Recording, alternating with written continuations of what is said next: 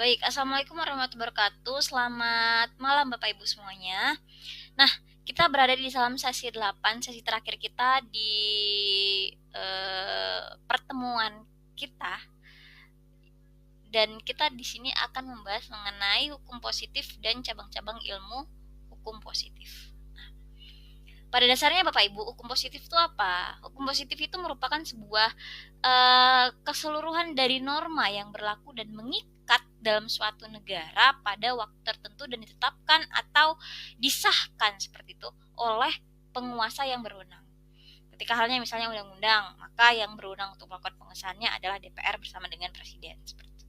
Dan kalau misalnya perda, yaitu DPRD atau dan kepala daerah dan lain-lain seperti itu. Itulah merupakan hukum positif. Banyak lagi ya Bapak Ibu, bukan hanya undang-undang atau perda semata.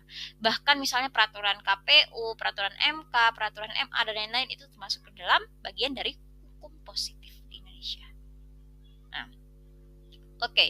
Dan apa itu ilmu cabang-cabang ilmu hukum positif seperti itu. Nah, ilmu hukum positif itu mempelajari hukum sebagaimananya berlaku yang terbagi ke beberapa bagian. Kalau misalnya nanti Bapak Ibu di semester beberapa saya kurang tahu, Bapak Ibu pasti ada peminatan nanti. Dan peminatannya itu ya itulah cabang dari ilmu hukum positif. Ada apa? Hukum tata negara, hukum administrasi negara, hukum pidana, hukum perdata, hukum internasional, terus apalagi ya?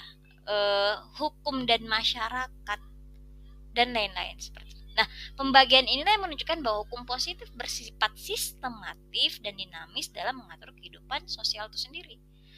Karena belum tentu, misalnya gini Bapak Ibu, untuk melakukan, karena pembahasan ya Bapak Ibu, maksud saya pembahasan dari hukum pidana, hukum perdata, hukum tata negara itu sangat berbeda.